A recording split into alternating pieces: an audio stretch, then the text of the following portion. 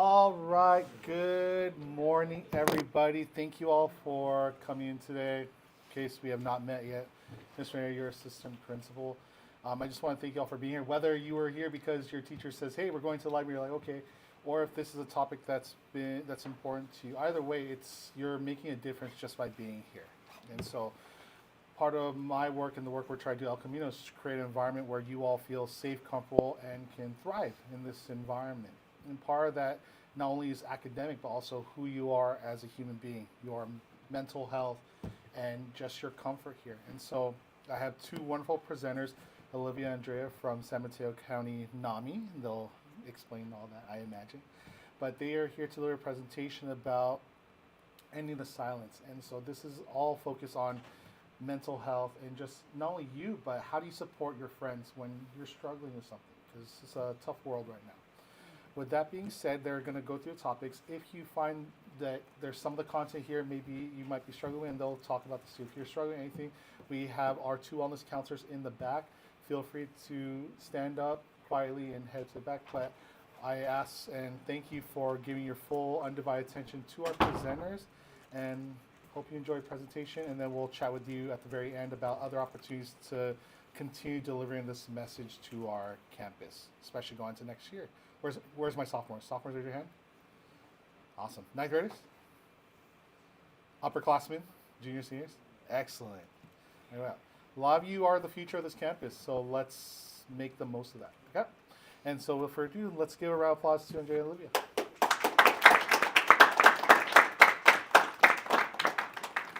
Hi everyone, thank you for the introduction. So as he said, my name is Olivia and we are from NAMI. It's the National Alliance on Mental Illness. And we provide free mental health services to all of San Mateo County. And today we are bringing you our youth presentation called Ending the Silence. And it's a presentation that is designed to teach students about mental health. So the presentation is broken up into two parts. So the first part is done by Andrea, and she's going to lead us through a slideshow presentation that will teach us about what mental health is, signs, symptoms, and then ways to get help and ways to help others. The second part is going to be done by Desiree, and she is going to share her personal lived experience with a mental health condition. And she's actually an alumni here, so very happy to have her here. And then at the end, we'll share resources and then open up for any questions you might have. So a couple things I just would like to note is number one, I know there's a lot of information on these slides, so you'll be receiving them after the presentation, so don't worry about if you want to go look back on something. You'll be receiving all the information and we'll be sending you all the resources so you have it. Another thing I'd like to note is, as he said, some of this content can be a little triggering, so if you do feel triggered, do what you need to do to take care of yourself. As he said, your wellness counselors are right behind you. If you're being live streamed, then I believe there's counselors in the offices that you can go visit. In the counseling office. So whatever you do, if you're feeling triggered, don't just go wander the halls. Please go find someone. And the last thing I'd like to say is that we are not licensed psychiatrists or therapists. We are here teaching from our personal lived experience. And that's how we're bringing you this content, as well as trainings from NAMI. All right, so with that, I'm going to pass it over to Andrea. Thank you, Olivia. Oh, and one more thing is to just remember to keep your phones in your pockets, please, or in your backpack. Also, if you have any electronics, just respect to presenters, if you have any earbuds or anything, please do me a favor and take them off so that we can get this information. Thank you. Good morning, everyone. How's everyone doing? Yeah, great to see you all. Thank you for the opportunity. As Olivia mentioned, I'm Andrea. I'm a volunteer with NAMI to present information about ending the silence. And before we get started, I wanted to let you know this is super casual. It's designed to be interactive. Stop me anytime, share a story, ask a question. We really encourage it through the whole presentation and even afterwards. And I want to share personally, I struggle or have bipolar 2. So I'll also speak a little bit about some of my experiences and share some anecdotes. And we have a couple of short videos that we'll be playing. So let's kick it off by watching a short video about what is mental health. So what's mental health? Well, first of all, we all have it. You probably know someone who's living with depression, PTSD, generalized anxiety disorder. OCD or bipolar 1 or 2. Regardless of whether or not you live with a mental health condition, we all have mental health. And so it is so imperative that we start prioritizing our mental health just as much as we do our physical health. It can be on a spectrum. You can be in a really good position with your mental health or in a struggling position with your mental health. Either way, we all have it and it's totally normal. Taking care of our mental health ensures that we are able to live productive and happy lives. All right, so as we heard in the video, we all have mental health, right? And it refers to a person's overall psychological well-being, emotional, cognitive, social functioning, and it really encompasses how people think and feel and behave, and really just their ability to cope with life's challenges. So what are mental health conditions, right? They're medical conditions, right? Just like someone who has diabetes, they manage their struggles with medication.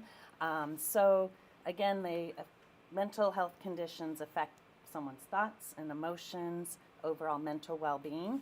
And so like as a medical condition, they should be treated with empathy and understanding and support. What mental health conditions are not, it's not someone's fault, right? They shouldn't be stigmatized. We'll talk about what stigma means, or feared. And really, it doesn't mean someone is weak or flawed, and they don't limit you.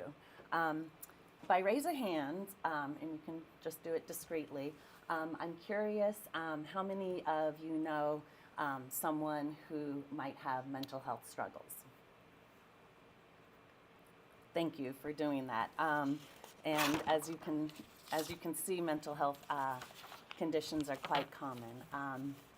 1 in 6 youth are experiencing or will experience. You can see the stats here, 50% of youth ages 8 to 15. And then stigma is really the biggest reason people don't seek help. And I'm wondering how many of you know what stigma is? You might want to share a couple of thoughts. We hear it a lot, right? Do you hear that? A lot? Yeah, it's like stigma. So stigma refers to negative beliefs or attitudes, stereotypes that society holds towards people with mental health conditions. And it can lead to discrimination, isolation, barriers to accessing support and resources. So, can you tell I'm a little nervous? It's so funny. Stand up in front of everyone. So, thank you for your kindness. So, okay, words matter. So here are some examples of what you can say instead of. So, I use the example of someone who has diabetes. Once upon a time, we used to say, oh, they're diabetic, right? Well, now we say a person with diabetes because their condition doesn't define them as who they are, right? That they're not solely defined by their health condition, and that they're a person first and foremost. So here are a couple of examples, not saying someone's schizophrenic, right? They're more than that. They're someone who has schizophrenia. Bipolar, right? You can say the weather's bipolar, right? It's erratic, it's unpredictable. All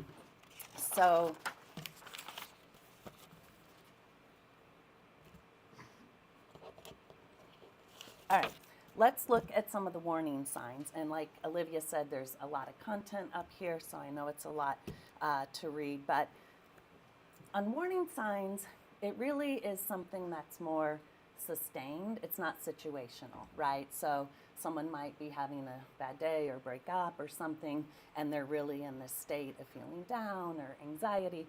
So that's all situational. We're talking about mental health conditions that can last for more than 2 weeks. Severe, out of control, risk-taking behaviors, another warning sign. And as a quick story, my nephew, he probably wasn't a whole lot older than you are, He has bipolar 1 and experienced a psychotic episode. And so with bipolar, there's kind of ups and downs, right? So you're in this state of mania where you're very productive and you don't need to sleep, and then it can crash down to being in a really depressive state. So my nephew, as I mentioned, bipolar 1, he had this psychotic episode, and he was in the state of mania, right? And he would stay up all night, and he would actually go outside in the neighborhood, wandering the streets naked. Right? I know, a little shocking. But right, he didn't choose it, right? He struggles with this mental health, and he's learning tools and ways to help handle that. And then looking at drastic changes in mood, I'll say for me personally, we were talking about the ups and downs. And before I was diagnosed, I didn't recognize that, right? I would be in this state that I've come to learn now is mania, and I'd just be happy. Nothing bothered me. I was productive. People could say things that normally would set me off. And then I would just drop into this really depressive state, and I wouldn't be able to get out of bed. I wouldn't even be able to get on my phone or watch TV. It was truly the state of being paralyzed. So when I would have my, kind of up, I called it a happy state, right? Because I didn't know yet. So I'm in my happy state. I love it. And I knew that it wouldn't last, right? I'd be like, please just stay in this state all the time. I'm so happy. And then I would, have this low. And we can talk about some of treatment options. And so for me, I have various tools and, medication that works for some. Just a way of, managing a mental health condition. So here are some more warning signs.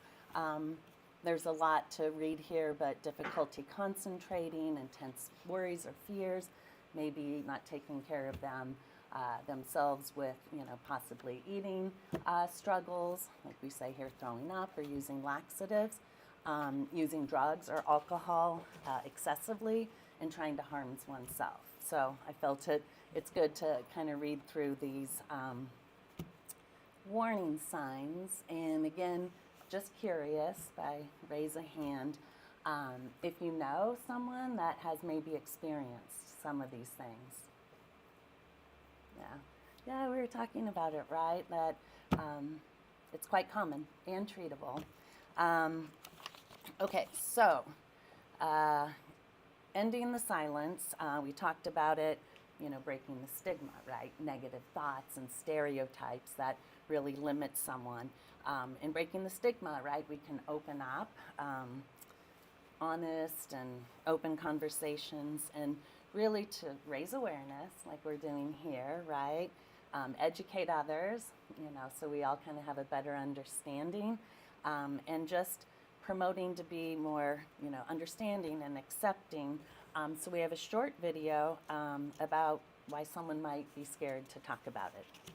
I was scared to talk to my friends and my family because I didn't know how they would react. I didn't want to push them in a corner of, oh, this is what you have to say, or make them think I was doing something for attention. So I didn't get help for a while, and I tried to manage my symptoms on my own, but my symptoms didn't go away. They fluctuated since then. I can remember the day where it hit me so hard that it felt just like a physical,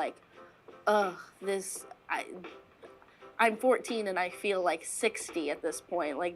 The world is just weighing on me, and I just don't know what to do with it. I need to tell someone.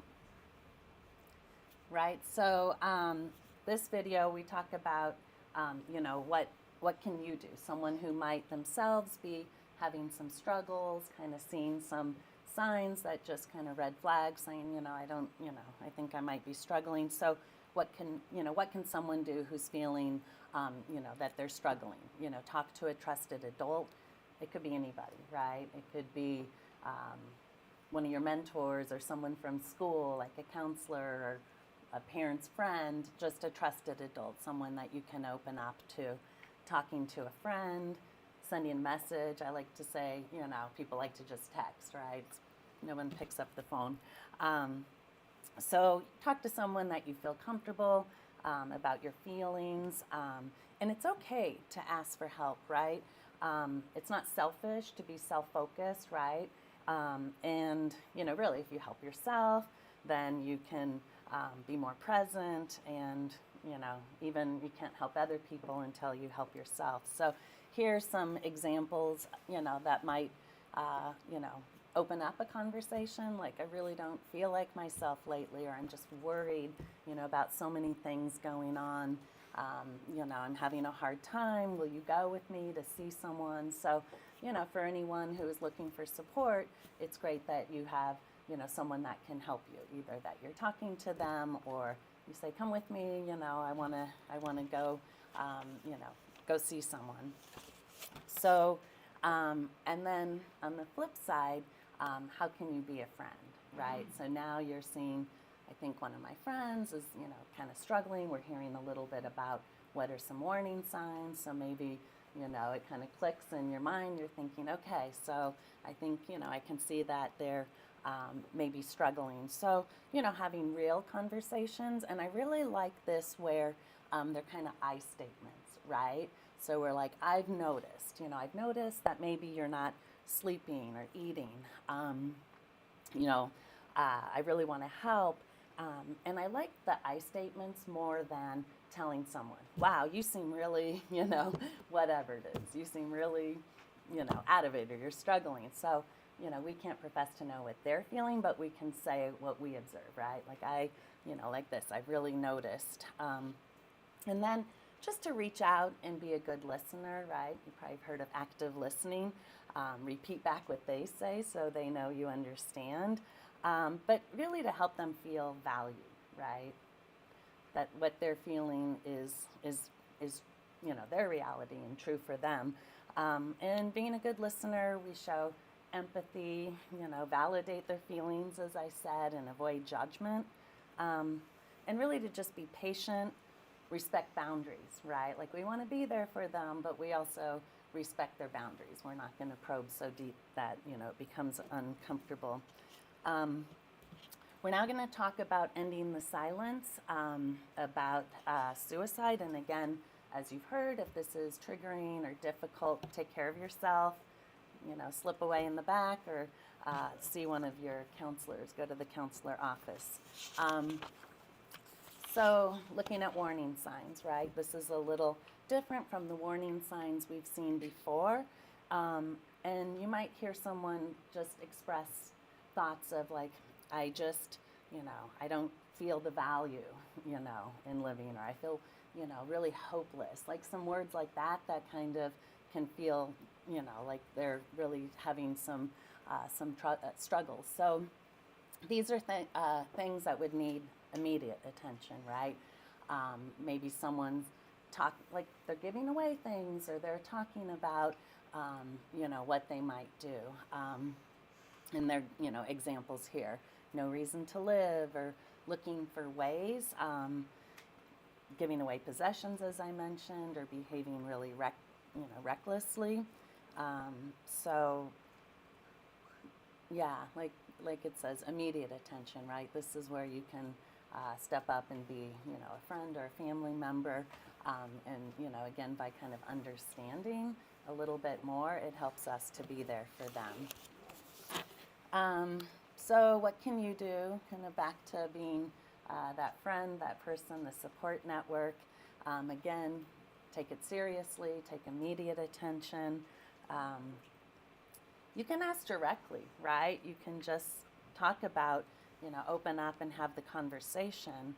And statistics have shown that just, talking about it doesn't create more thoughts about it, right? So that's very, very helpful to know. And again, we're trying to listen actively and not, make it a non-judgmental space, right? We're not judgmenting about where they're struggling, encourage them to get professional help. And really important, if someone really is in this situation and, it's quite clear, you want to stay with them, right? You want to stay with them, ask for some help, and just be there so they're not alone. And you don't want to keep it a secret. So we'll talk about some health, some resources, but one that's here is calling 988, a national suicide and crisis line, 24/7. And callers don't need to give their personal information out, right? Someone's struggling, I'm going to call and get some help. They're not going to take, your name and all of that. It can be confidential, and we'll talk a little bit more about that as well. Making symptoms better, simple slide, but it really holds a lot, right? There's help, there's hope, treatment is available, earlier the better, and really if you're there for someone to help reassure them that there is help, right? Reassure them there's hope, there's treatment. It's common, we talked about that a lot, of raised hands.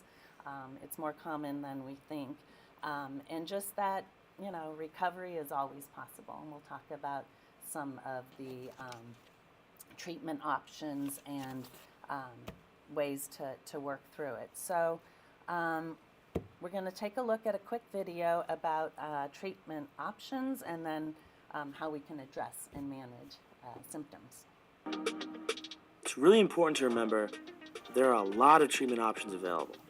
So if you try one and you might not really like it, it's not a bad thing to move on and try another one. One option is medication, which works differently for everyone. Medication may really help your friend, may not really help you.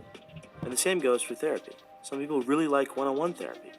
Other people really like group therapy. One-on-one therapy has been a huge part of my recovery, and it was actually a huge part of my life even before I was diagnosed. And it's always helped me to talk to someone who is not part of my day-to-day life and who can just help me straightforwardly and only talk about me.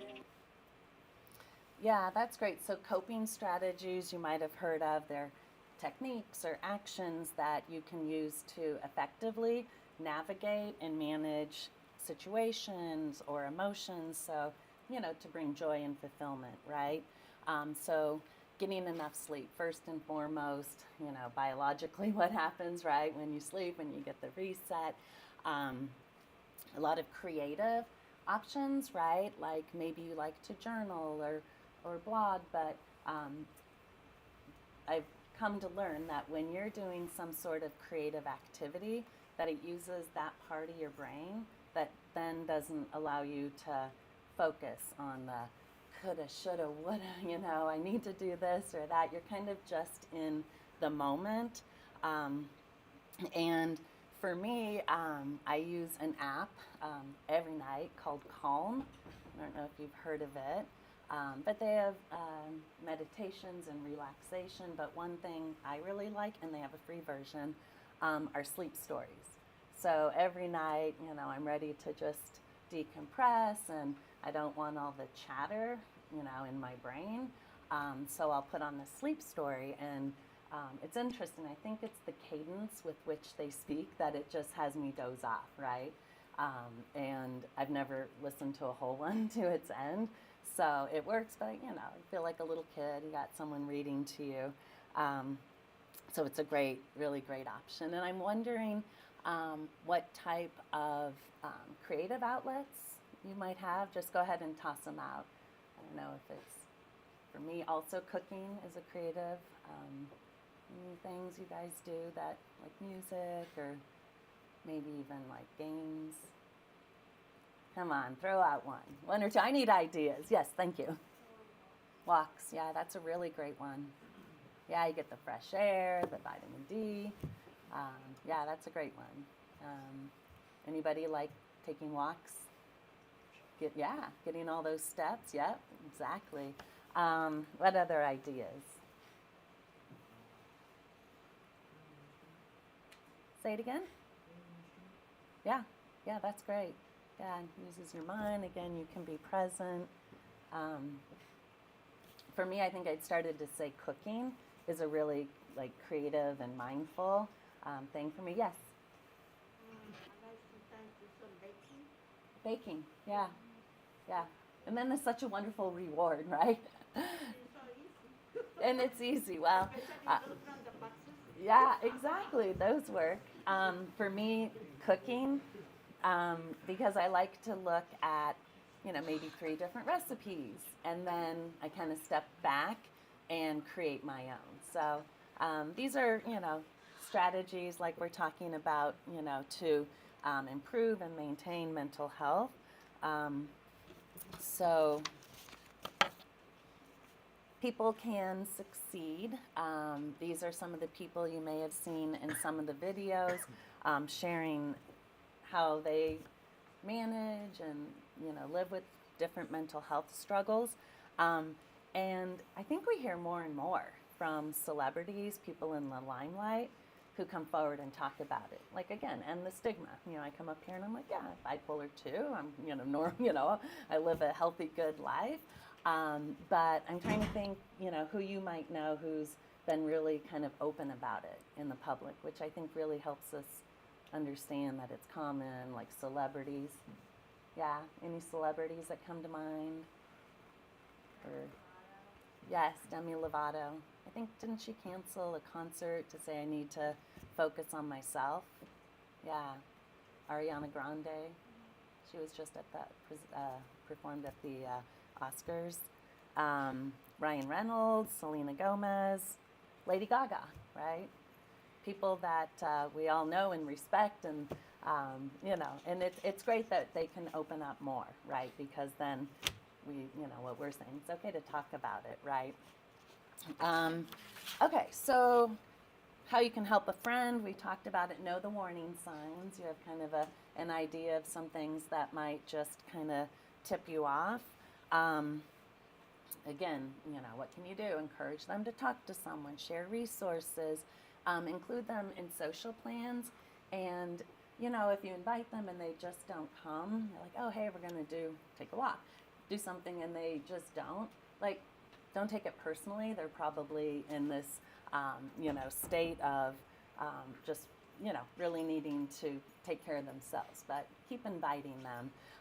And I got advice once that really helps me, because I'll start, worrying. I'm meeting friends for appetizers, and suddenly I just have this anxiety. And so I was told that I don't have to bring my A game. You know what that means? Like, I don't have to be my best. I don't have to be on top of it. I don't have to be perky and, all of that. That it's okay. I can go and say, maybe I'll just be quiet.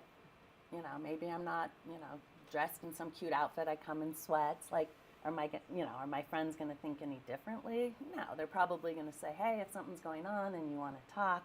But I think that gave me permission to say, okay, I'll go and I'll be quiet. And then I end up always having a really good time. So it's really great. But so those are some ideas. So again, we talk about reduce the stigma, right? Now we all know what it is, like the stereotypes or negative beliefs, right, that we have towards people. And this presentation is about that, right? Like ending the silence. Like, hopefully when you leave here, you talk about it, actually, I'm thinking, my aunt, and, maybe she's having some struggles. Just, it's just more now aware and kind of top of mind. And, really speaking up when someone's bullying, right? Categorizing or unfairly judging, right? Just based on their struggles and challenges. So let's see. Kind of to summarize what we've said, mental health conditions are medical conditions, right? Just like any other medical condition, to address it. We talked about it's not anyone's fault, right? Oftentimes it can be genetic and they don't choose it. People aren't choosing to have these struggles, right?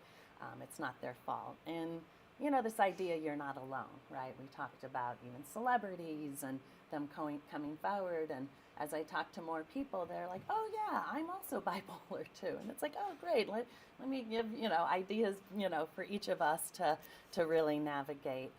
We talked about recovery is possible, however we saw in the video it might look, right? It might be counseling, or maybe, medication, or using all these coping strategies that can help you kind of get through moments, and that you have the power to end the silence, nothing to be ashamed of, and we can work together, right? This idea of working together to end the silence surrounding mental health conditions and then just to promote healing. So I think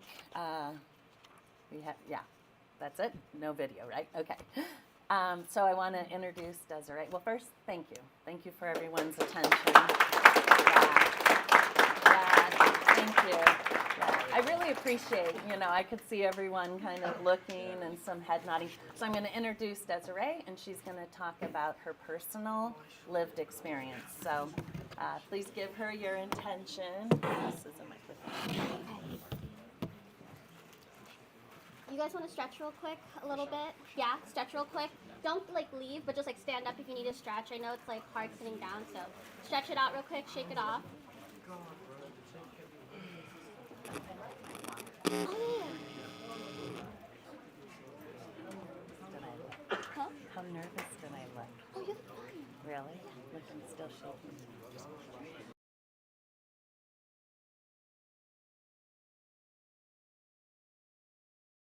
Go ahead and sit back down.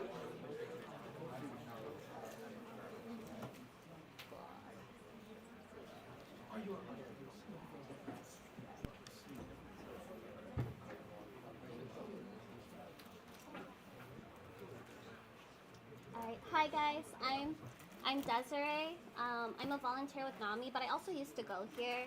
I don't recognize anyone. I was just here last semester, guest speaking also at Padilla's class. If I don't see any same students, so if you haven't met me, hi, I'm Des. And yeah, you'll kind of get to know me. We also have had some of the same teachers possibly. There's a lot of the same teachers here, so I'll go into that later on. So just for concept, you guys, it's gonna be a little strange because I'm a complete stranger to you, and I'm gonna be sharing with you guys one of the hardest points of my life, which is a really bizarre way to meet a person, especially a stranger. So again, if you need any support, you're more than welcome to. You're not offended. You need to step out. Please step out if you need to. Completely okay. There's some hard topics in here, especially because it's gonna hit home a little bit because one, I'm home. This is my home, and two, it's some very vulnerable stuff that's usually not talked about pretty regularly. So hang on with me. So essentially, for as long as I can remember, I've always had symptoms. If you looked at me or you knew me, even today, you probably wouldn't have known. It was quite rough. I felt 4 types of ways, majority of my life, from the age of about 4 years old up to, adulthood. One, I felt alone quite often. Nearly all of my life, even though I had friends, around my family, for some reason I would still feel alone. Burden, I felt like a burden to pretty much everyone in my life, friends, family, school. I was very involved, by the way, so by no means would you have thought I was feeling these things because I was so present in my life around me. 2, I felt like everyone hated me, even though there was no actual rational reason why or anything that made sense for that matter. But I think it was because I didn't like myself so much, nonetheless, love myself. Someone said to love yourself. To me, it was super cheesy. You would never catch me saying that. And so that kind of controlled most of my life. And to give you an idea, I think I went to great schools. I went to Ponderosa, I went to Alta Loma, and then I came here to Elko. And before that, I went to All Souls as well. So I've kind of this is my hometown, and I still think I went to great schools. But these were the things I was experiencing in the background for a majority of my life. In a nutshell, my home was a very scary place. My dad was an angry man, and coming home felt like I was always going to walk into a minefield. And what I mean by that is he would get angry about any little thing you can imagine, like leaving a plate out, one plate out, and I didn't put it directly in the dishwasher. Maybe he came home mad because a car cut him off, and whatever it was, he was coming home angry, even if it wasn't my fault. And to be quite frank with you, I was a good daughter. I think I'm a great daughter. But it constantly still felt like I was doing something wrong. And I constantly was playing the role of mediator. So when the house was a wreck or there was a lot of chaos, I was caring for the household, and I was the child. I had to calm down my father. Or I'd be having someone, either one to say, hey, that's not right. You're not supposed to say that about people. Like, that's not okay. And feeling like they were supposed to be teaching me those things, right? So growing up, I overcompensated in a lot of different ways. I was bubbles and sunshine. I was extremely involved, maybe too involved. To give you an idea of how overly involved I was in student leadership, so I was vice president of my junior class. I was on 2 dance teams. I was not just on APD, I was on like a hip hop competitive team outside of school too, like did World of Dance, all that shebang. I was a lifeguard for like 20 hours a week at Westmore High School for the city, League of Legends Club, and not to mention AP classes. And then also creative writing, and I did a like poetry slam competition thing. At the end of the day, I don't say this as accolades. I say this as I literally was not giving myself time to rest. I was not sleeping. I was not taking time, and I was doing everything I could to pack my schedule in unreasonable ways. So I don't say this as a show off. I say this as I probably shouldn't have been doing all those things. What I didn't realize at the time was I was so involved, and I thought it was because I cared about those things and I found a lot of purpose in it, which I did. But it took me a lot of time to realize I was doing all those things because at the end of the day, I didn't want to be home. I didn't know that yet. I didn't know that until I was in my 20s. I was so involved because I was doing anything I could to not go home at the end of the day. Anywhere that I actually felt like people wanted me, or I felt belonging, found happiness. My symptoms were always there, but I just learned at a really young age how to hide them really, really well. I was a master of hiding my symptoms, of hiding how sad I was, because it started so early on. By 5 years old, I was pretending to run away with little blanket forts. Behind the couch at my house, I built a blanket fort. It was really dramatic. I got a stick, tied up some clothing in it, like a bed sheet, threw it over my shoulder, and was pretending to run away within my own home. Probably not normal behavior for a normal 5-year-old. By 7, I was starting to hurt myself in childlike ways whenever I got in trouble. 6th grade, I started to pull out my hair. That was at Altaloma. So much so that there was hair all over my desk on the floor, and I was starting to get bald patches. I did not know it at the time, though. I thought I was just bored. That was my second report to the school of concerning behaviors. My first report was in elementary school. Sophomore year, I started to have suicidal ideation and self-harm tendencies started to increase. But actually, those symptoms started in 8th grade. Sophomore year, it increased, and then at 16, on December 16, 2013, I had my first suicide attempt. It was late at night. I remember everyone was home. I asked my friend if they could pick me up because I wanted to go to the hospital, but I didn't tell them that. I didn't tell them what was wrong. I didn't tell them what happened. They were busy. I remember I felt very alone. I thought to myself, if I didn't ask to be here, if I'm such a problem and no one wants me around, then okay, that's fine. I can remove myself. I can remove the problem. Obviously, I survived that night. And for that reason, I am a suicide survivor, a teen suicide survivor. I made some excuse to not go to school the next morning, and I'm talking like here. I made some excuse to not come here the next morning because I felt physically so bad. My mom said it was fine. She didn't question it. However, being the person I am, that I don't let myself take breaks. I don't let myself take time because I prioritize everything else to other people above myself. I reminded myself of the classes that I would miss, like how behind I would feel from missing one day of school. I forced myself to get it together, and I was at school by 11 a.m. So I really only let myself miss 2 hours of school when I had a really, really hard night. And I could have taken the break. It was there. It was offered to me. I just refused it. I never told anyone about that event until I was 19 years old. Mind you, I had best friends, I had family, I had people I could have told, I had peers looking out for me, and I've had teachers check in, and I'll go into that. I didn't tell anyone, and no one knew about it. And to this day, there's like many friends that I have, many friends still from high school, that didn't know that happened. And since then, I've had at least 20 attempts on my life. The reason I know it's a lot, and that's okay to say. I'm okay with that because I'm transparent about my experience now. But the reason I say that is because I thought this issue was going to stop after high school, and it did not.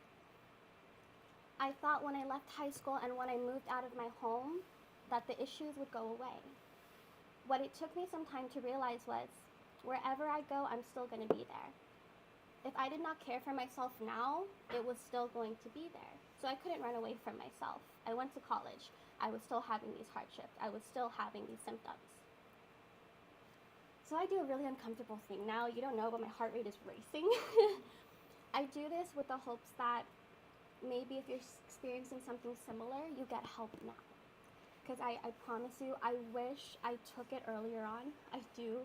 Because maybe I wouldn't have had to face the hardship I did after high school, in my college life, in adulthood, had I taken care of it earlier. If I got help sooner, what would my life have looked like? The signs were always there. So for example, in class, I would have trouble being 100% present. Again, I was a good student. I wasn't like valedictorian, but I was a good student. Even if I was sitting in the front, I would hear the teacher start to space out and then click back in, but I missed a chunk of time. That happened a lot because every time my head was going back to, there's something gonna happen later. I started to space out without trying to. I was bullied. I feel like that's a normal experience in different parts of my life. And when people bullied me, I stayed silent because I knew what it's like for gossip to go around, and I never wanted to do that to someone else. So only one story went around, and I felt pretty isolated.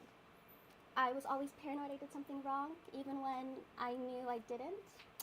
I overly apologized just for anything pretty much existing. And I was exhausted all the time, even when I got proper sleep. Eventually, I felt like I was a car driving with no gas, and I felt like I was constantly hiding behind a mask, even though, again, I had great people around me. I felt like if no one actually knew what I was going through, no one actually knew me. So it was an isolating experience, even though I had, again, beautiful people around me. Because I did not care for myself and like myself very heavily, I could not accept the love that was in front of me. I could not acknowledge that there were people who cared about me in front of me because I didn't like myself and I couldn't believe that was true. There was a specific time I appreciate very much. He's an old teacher. He's not here anymore. His name was Mr. Hawkinson. He was a social studies teacher. He left in 2016. I guess he's a lawyer now. Great for him. In the middle of class one time when everyone's working, he asked me if he could pull me outside to talk. I was not, by the way, close to this teacher by any means. This was not someone I had a good rapport with. He was nice, but I wasn't special. He asked me to outside to talk, and he asked me, "Is everything okay?" Now, mind you, I was used to that. I was used to being pulled aside to ask if I was okay. It happened in the halls. It's happened elementary school, middle school. The biggest difference, though, was I lied as I usually did. And I said, "I'm fine, I'm just tired." The difference about Mr. Hawkinson was he looked at me, and I truly have it vivid in my memory. He looked at me and really looked at me and said, "Is everything okay?"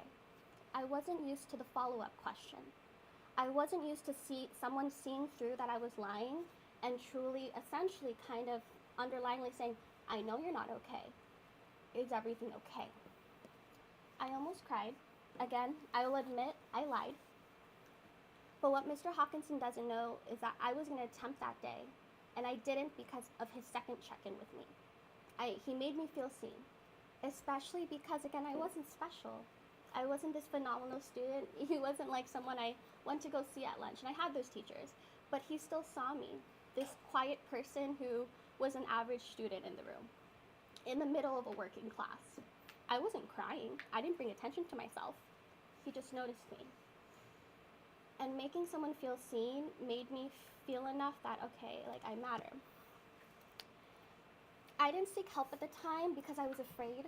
I was afraid of getting in trouble. So the fear of getting in trouble kept me quiet. As a young teenager, I was so conditioned to make sure my parents' emotions were at peace that I locked away mine. So essentially, I thought telling the truth would get my parents in trouble, and if I got them in trouble, I was going to get in trouble.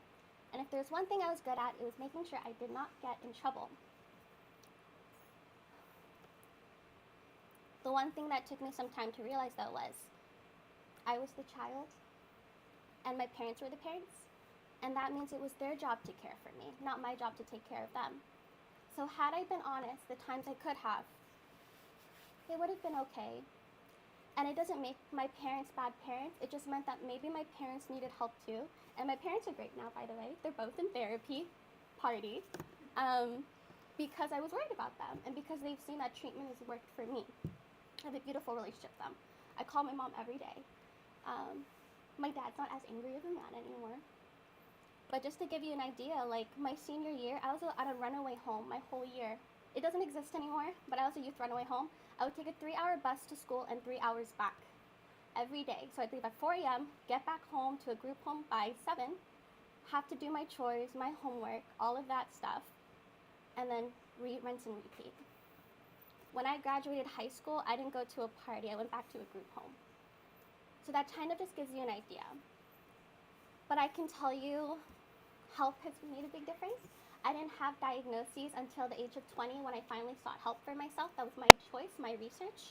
I didn't tell you my disorders. I have bipolar 2. I have BPD, which is called borderline personality disorder. PTSD, and I'm missing one. Oh, a panic disorder. So I have quite a number of things, but they don't scare me. The information has given me the power to heal and recover and be conscious. Some of them are not my fault. Some of them are genetic, and that's not my fault. And the other part of it was my upbringing, which is also not my fault, because I didn't get to pick my home, but I did get to choose what I did with it. I have a lot of different treatments I've done. I've done residential, IOP, PHP. If you don't know what those things are, she will explain them to you later. Individual therapy. I've done beautiful things like art therapy, music therapy, equine. And when I say residential, I did do like group home style treatment in adulthood, but it was fun. It was so fun. I was in a house with 5 other young adults on a beach, taking care of myself for 2 months. It was great. Was it hard? Yeah, because I had to talk about the hardest points in my life, but it was so good after. So it was the hardest thing I've had to do, but it's been the most worthwhile. Seeking treatment was mine, and I'm very happy with it. And again, my relationship with my parents was tumultuous, but we have a great relationship now. My mom gets really excited to meditate. I'll be on the phone, she's like, I gotta go, my alarm went off, I have to go meditate now. She's like, look at this, she got a therapy coloring book, she'll be like, look, I did 2 pages today. That was the same mother who, when I asked for help, she yelled at me. So it's crazy because essentially it wasn't my job to fix my parents. But them seeing treatment has helped me, made them open to trying it when I asked them if they wanted to try it. So by domino effect, healing myself healed my family. My family and my culture that was so prone on like, we don't talk about that, right? I'll say this, because I'm from here. Healing is not linear. There's no secret answer. I'd be lying to you if I said I'm a perfect person. I'm not. I make plenty of mistakes still. I have plenty of hard days. The difference now is I have a toolbox that I pull out that I know what to do when it comes and when it hits. And when my friends are having a hard time, I have options and ways to help them to suggest. And it's great and it's empowering. So I'm equipped now. Mental health and mental illness has made me a large part of who I am today, but honestly, I'm pretty happy with that person. I really like myself now. Maybe it took me 24 years, but I'm pretty happy with it. Just to give you an idea though, because I'm from this school, your guys' teachers care about you so much. Like, I didn't realize it's not the normal experience for teachers to check in on you so much. I was walking down the hall visiting Padilla, And literally Miss Perouse, who was also my teacher, by the way, a beautiful woman, she was literally consoling someone in the hall who was crying and saying, you need to make sure you're getting sleep and taking care of yourself. I was passing by her. I wasn't even talking to her. And that happened when I was here last semester with Padilla as well.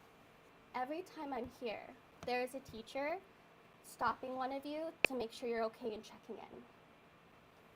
And I was here 10 years ago, and that was my experience as well as my peers. Miss Stevenson, she pulled me into a room when I was having a hard day because the other kids told her, and I was allowed to take space into her office until I felt ready to come out. Padilla's done the same for me.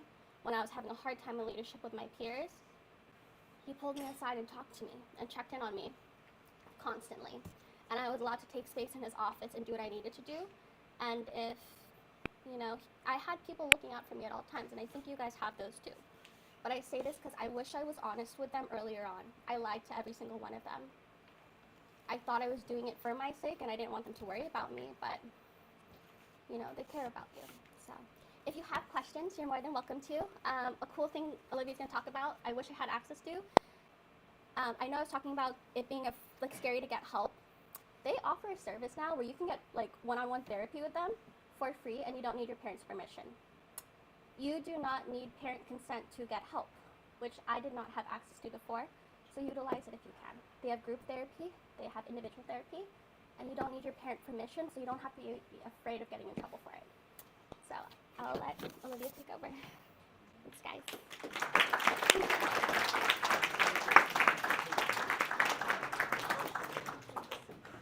All right, thank you so much, Desiree. I'm actually going to pass it over to your wellness counselor, share some of your local resources, and then I'll share San Mateo County resources. I will stand here.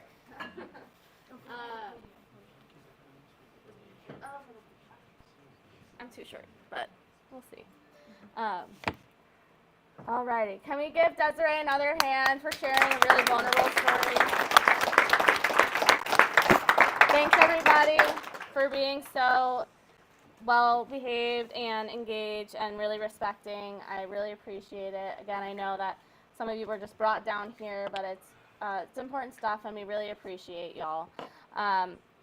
As we're wrapping up, we obviously want to make sure you know how to get help. We just heard how important it is, and now we want to know what specific ways you can help yourselves and your friends, right? That's what we've been talking about this whole time. So for those who haven't met me yet, don't know who I am, I'm Miss R. I'm your wellness counselor here at El Camino, which is new. I was here last year. This is my second year. The year before me was Mr. Stillman, and that was new.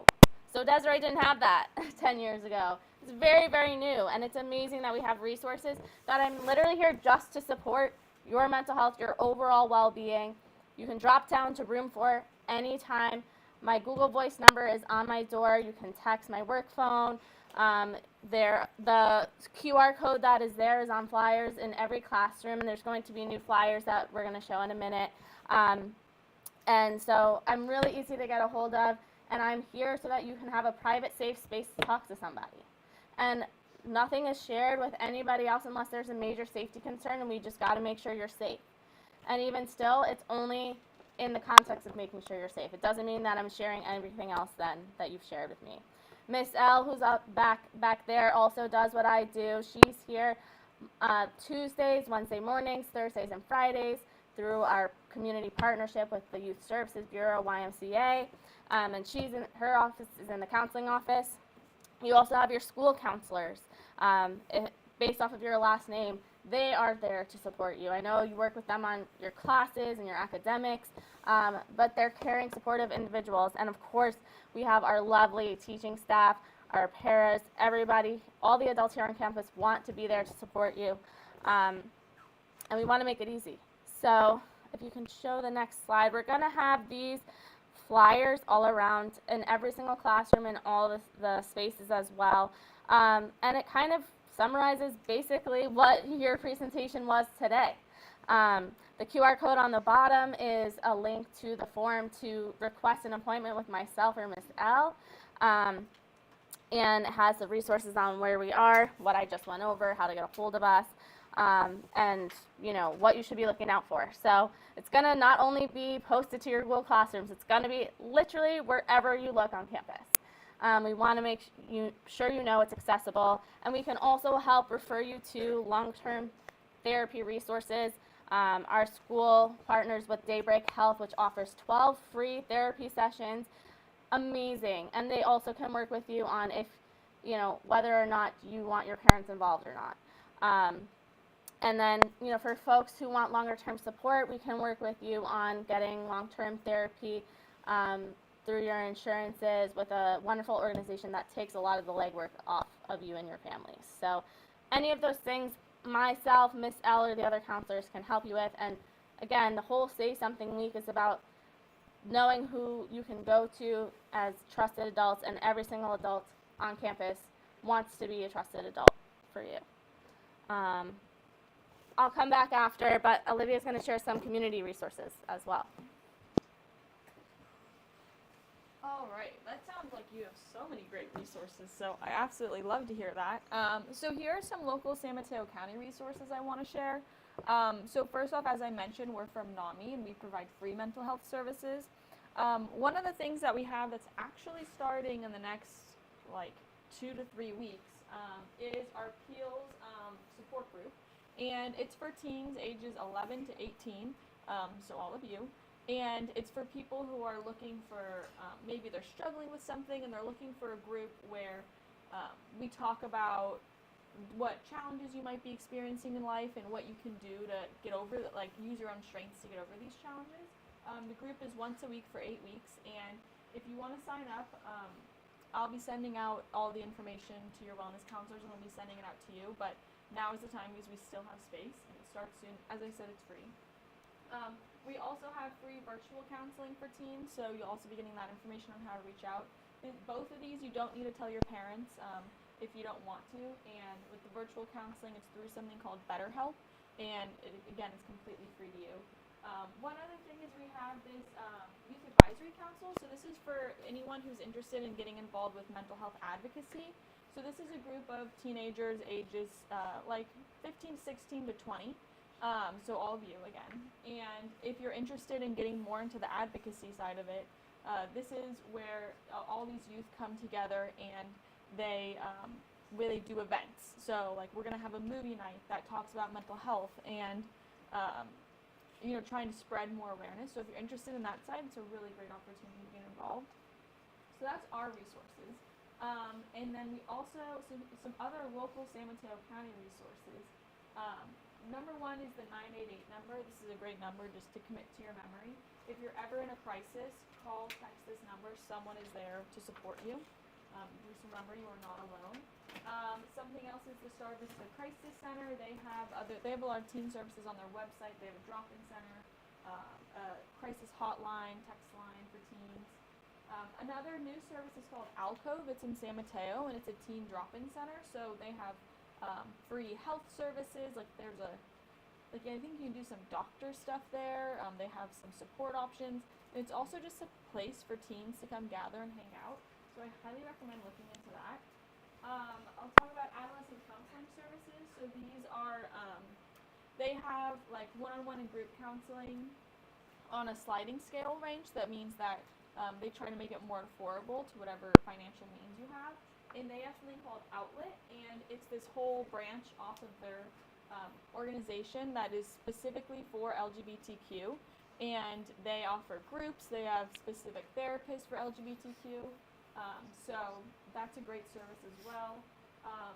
This is called Children's Health Council, and they also provide more groups and stuff, and they have an intensive outpatient program called RISE. So instead of meeting with your therapist once a week, you're meeting with a group 4 times a week, and you're getting more support if that's what you're needing. And lastly, Edgewood, they have a lot of great services as well. They have so many groups and school-based stuff and so much. So I will send all of this to your counselor, and they'll send it out to you. So now I'd love to open it up into questions. So does anyone have any questions for me, for your speakers? I know we're almost out of time. I'll also be sending out my contact information if you wanted to ask me a question separately. But any questions? All right, I would love to just ask all of you a question, just to make sure you all did learn to understand what you learned. So first off, what is something that you can do when you need support? Raise your hand. What's something that you can do? Yeah. Talk to someone. Yep, I like that. What else? Anyone? Thank you for sharing. Yeah, thank you for sharing. All right, let's get one more share. Yep. Say that again? Therapy. Yes. I saw, do you have a hand up over there? Oh, no, I thought someone had a hand up. Okay. A next question is, what can you do to help someone else? Talk to them. Yep, exactly. Be there for them, support them. Thanks for sharing. One more person. Yeah. Not to just not to judge. Yes, not to judge. Yes. Create a safe space for them. Exactly. All right, and then one last question for all of you is just raise your hand if you have someone in mind who is a trusted adult, an adult that you feel like you can go to if you need support and you're struggling. Raise your hand if you have a trusted adult in your life. Someone in mind. Okay, well just remember, if you don't have your hand raised, if you don't feel like you have a trusted adult, you have your wellness counselor who is there and they care so much about you and just want the best for you. So remember that no matter what, you are not alone. Even if you don't feel like you have a trusted adult in your life, you do. All right, so thank you so much, everyone. It was great to present.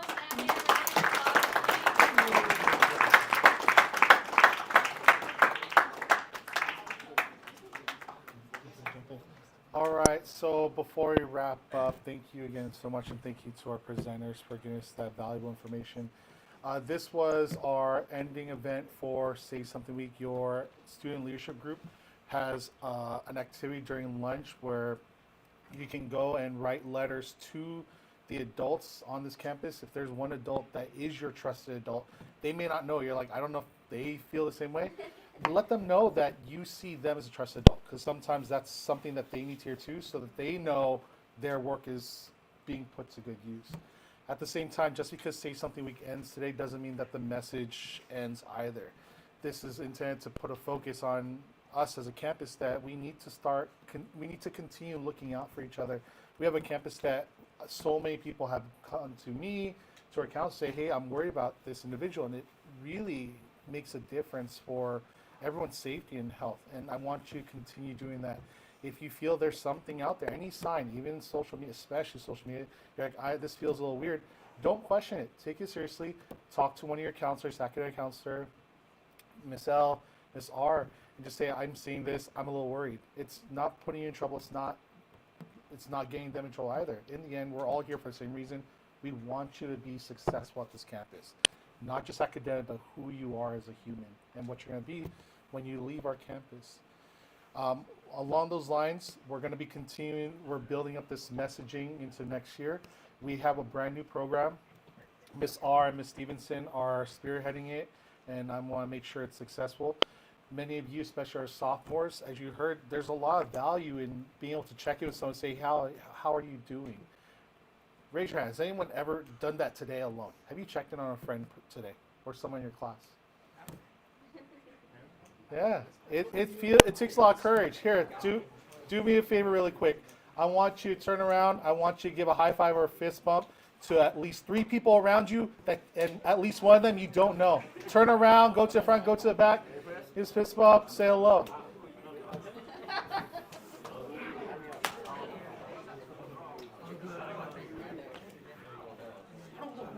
Okay, pause. Hold on 1 second. Now, when I watch you do that, I'm looking around and I see there's a couple of you who are just kind of sitting there, and that's not your fault. It takes a lot of courage to do that. It takes courage to say hi to somebody you especially don't know. It takes even more courage to say how you're doing. So first, let's build that courage. Turn around. Is there someone else you have not talked with, not said hi yet? Now let's do that right now. Every single person around you, make sure they take care of. Say hello, fist bump, high five.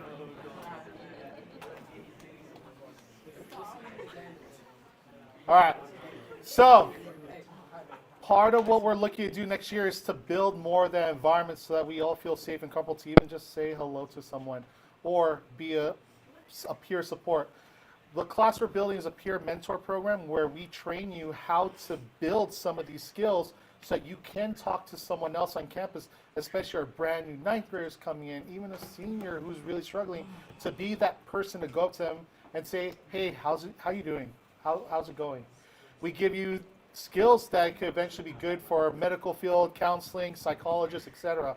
It is a class that is built, is the first time it's being built. It's a full year-long class. If you are interested, come stay after, talk to Miss R or talk to your academic counselor about how to get signed up.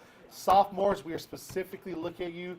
You could be the future of this program to make it strong, because your work, that one person you check in with, can start to spread and make a difference for our campus. So continue being part of the change. This is considered the start of something very special, what's necessary. Thank you all so much. Take care. Have a very good day.